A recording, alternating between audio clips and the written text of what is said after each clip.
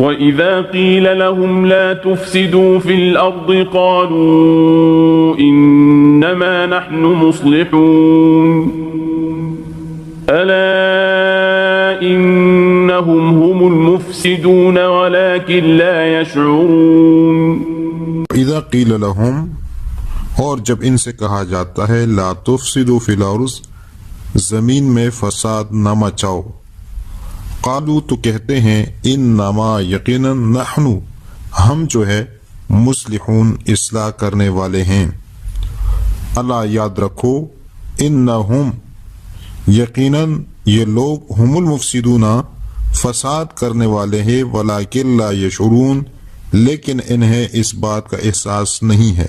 وَإِذَا قِيلَ لَهُمْ آمِنُوا كَمَا آمَنَ النَّاسُ قَالُوا أَنُؤْمِنُ كَمَا آمَنَ السُّفَهَاءُ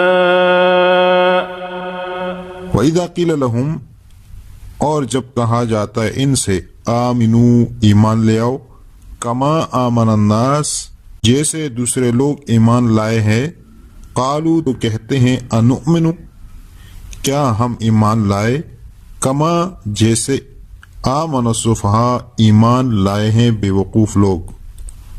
ألا إنهم هم السفهاء ولكن لا يعلمون۔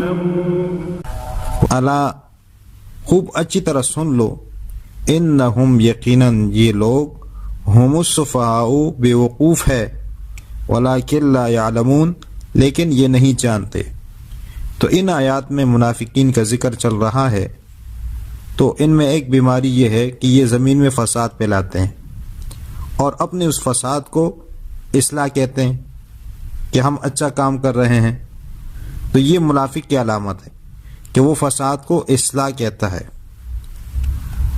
دوسری بات یہ بیان ہوئی کہ یہ سابقہ لوگوں پر تنقید کرتے ہیں، یعنی جو اہل ایمان ہے ان کا مذاق اڑاتے ہیں اور ان کا ایمان ہی نہیں سمجھتے، تو یہ بھی ایک منافق کی علامت ہے۔ اب جو صحابہ کے اوپر تنقید کرتا ہے، صحابہ کا ایمان نہیں مانتا اور ان کے بارے میں قسم قسم کی باتیں کرتا ہے، تو سمجھ لو کہ یہ منافق کے علامات اس آدمی میں موجود ہے اور یہ شخص منافق ہے۔ تو یہ منافق کی علامت ہے۔ اللہ تعالیٰ سے دعا ہے کہ اللہ تعالیٰ ہمیں قرآن سمجھنے اور قرآن پر عمل کرنے کی توفیق عطا فرمائے۔ آمین ثم آمین یا رب العالمین۔